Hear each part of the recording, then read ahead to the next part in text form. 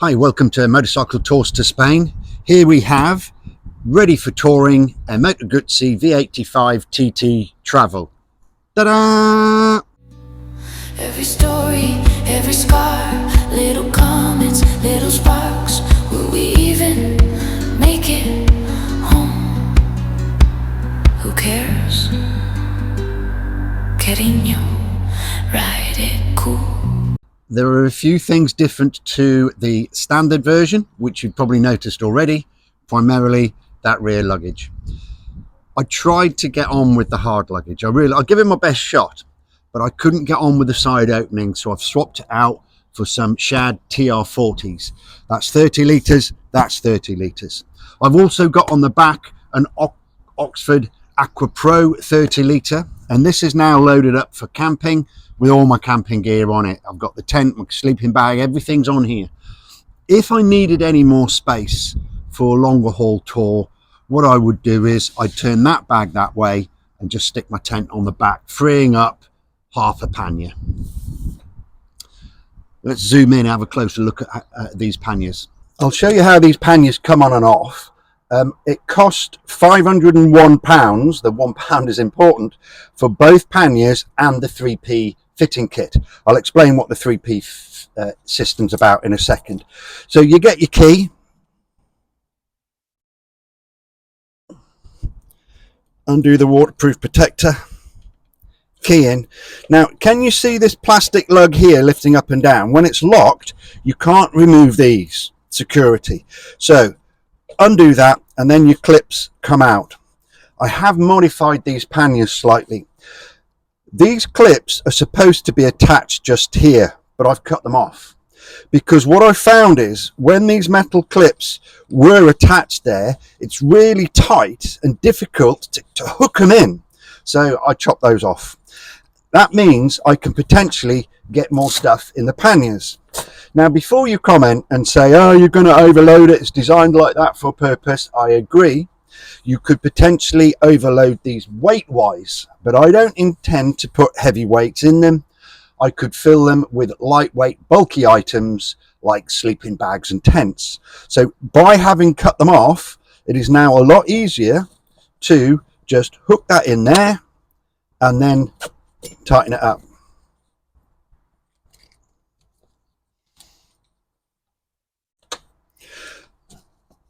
And I think these are far preferable to the side opening ones. Now, to unclip it off the rails, you pull a tab out and it's as easy as that.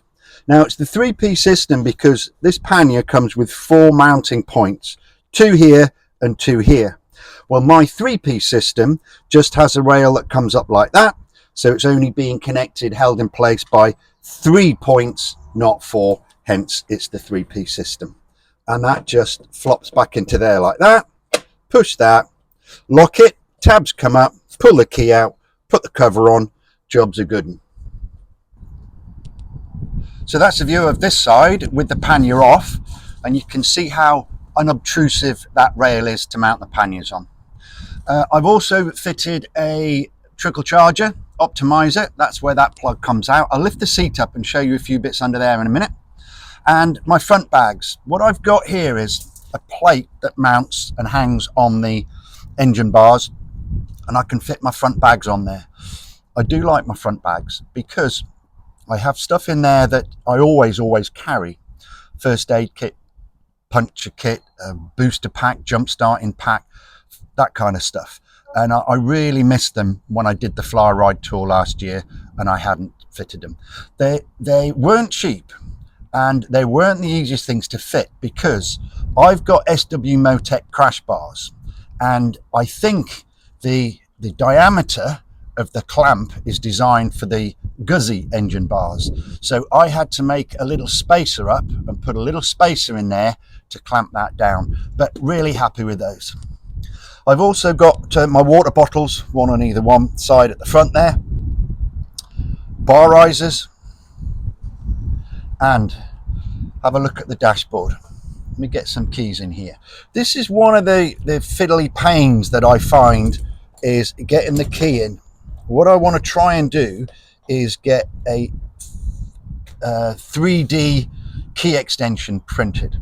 So I've got my sat nav at the top with a sat nav mount on the screen. I'll show you that in a moment.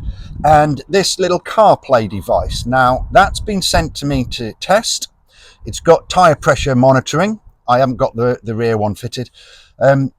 That's looking good. They've sent it to me so I can do a review on it for navigational purposes. So keep your eye on the channel. I'll let you know how that goes.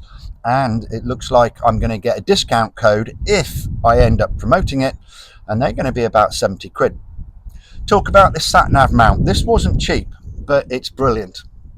Undo the sat nav. I always clip the sat nav to something because I don't want it falling off. Never had it fall off yet, but you never know.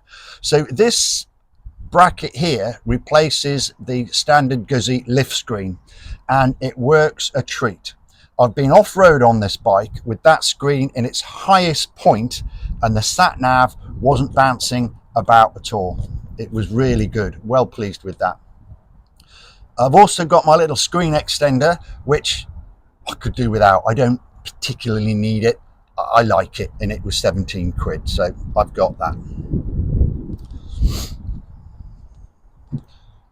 Camera mount, tank bag mount. Now, these bikes come with a single USB point just here. Well protected, good cover behind the elements. There is space for another one here. It's just been in for a service, and I asked them to fit another USB point, which they've done, but they fitted it under the seat. I'll show you that in a minute. I really would have preferred it there. So I've temporarily run two USB extensions to the front. One comes out here, and it's just a clip together, push in. That can stay with a tank bag, and the other end of it has just got a USB socket on it. So this lives in the tank bag, sticking out. When I want to connect it, I plug it in there. When I don't want to connect it, there is a waterproof cap which goes on top of that to keep it dry. I've also got one of those coming out round here, because there's some things that I want to charge that I don't need to be readily available. My phone, my vape, I need in my tank bag, but I might want to charge my power pack for when I'm camping, my booster pack if I've used it.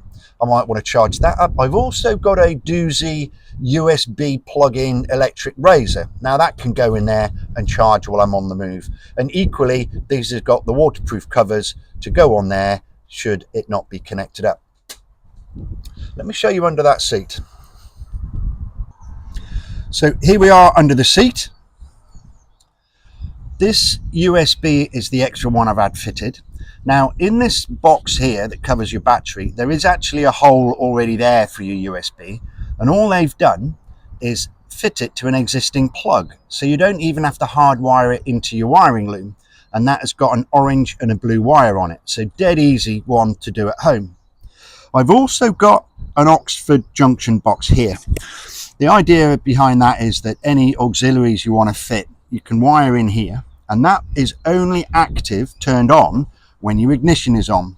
But where do you pick the feed up from? Well, I couldn't find one, so when it went into the Guzzi dealer for a service, I asked them to fit it, and they fitted it underneath this junction box here. I don't know if I can get that out with one hand. Let me try. Yep. So they've taken a feed off a green wire down there with a black line through it. So it's a green wire with a black line in the corner, and that wire is only live when your ignition is on, and that's what then activates the Oxford box. The other thing while the seat is up, taking my feed for the sat nav and for the CarPlay and for my USBs, dead easy. This bit of plastic comes off. There's two screws holding it on. If I come round here, just underneath there, there's one Allen headed bolt there, and there's one the other side as well.